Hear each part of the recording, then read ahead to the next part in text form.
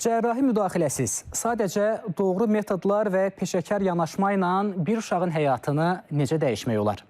Sosial Xidmətlər Agentliyinin uşaq reabilitasiya mərkəzlərində tətbiq olunan müasir müalicə üsulları məhz bu sualın cavabını verir. Bu mərkəzlərdə aparılan xüsusi məşğələlər sayəsində serebral iflicdən tutmuş nitq qüsuruna qədər bir çox problemlə mübarizədə ciddi irəliləyiş əldə olunur. 2, 3, bəli.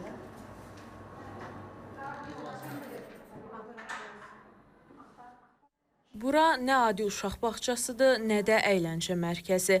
Bura reabilitasiya mərkəzidir. Bu məkanda uşaqları birləşdirən əsas məqsəd isə onların sağlamlıqlarını bərpa etmək və gündəlik həyata daha rahat uyğunlaşmalarına dəstək olmaqdır. Mərkəzdə əlilliyi olan uşaqlar üçün reabilitasiya xidmətləri göstərilir. Bu həm stasionar, həm ambulator, həm onlayn, eyni zamanda səyyar xidmətlər, yəni uşaqlarımıza reabilitasiya xidmətləri göstərilir. Mərkəz multidisiplinar komandanın tərkibində olan mütəxəssislərin, həkimlərin təyinatı ilə hər bir uşağa fərdi reabilitasiya proqramı tərtib olunur və onun əsasında 14 gün müddətində uşaqlar reabilitasiya xidmətlərindən faydalanırlar.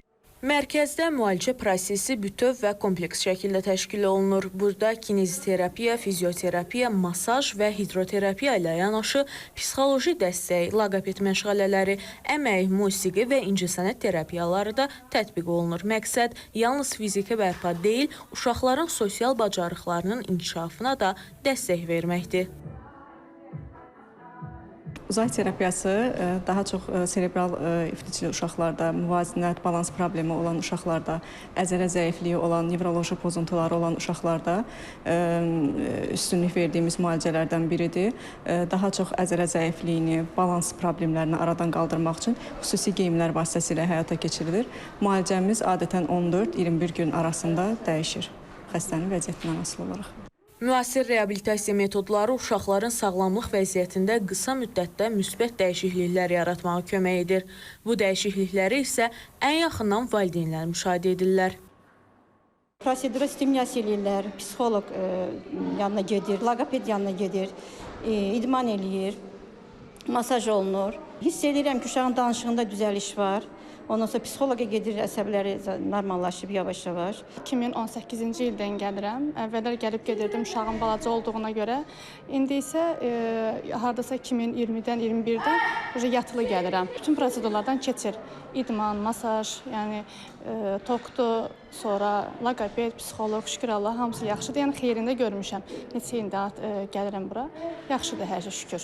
Əmək və Əhalinin Sosial Müdafiəsi Nazirliyinin tabeliyində Sosial Xidmətlər Agentliyinin müəssisələrində bu ilin birinci yarım ilində ümumilikdə 22 mindən çox uşağa reabilitasiya xidməti göstərilib. Uşaq reabilitasiya mərkəzlərində 18 yaşına qədər əlilliyi olan uşaqlar xidmət alırlar və indiyə qədər 6 ay ərzində 22.852 nəfər əlilliyi olan uşağa reabilitasiya xidməti göstərilmişdir.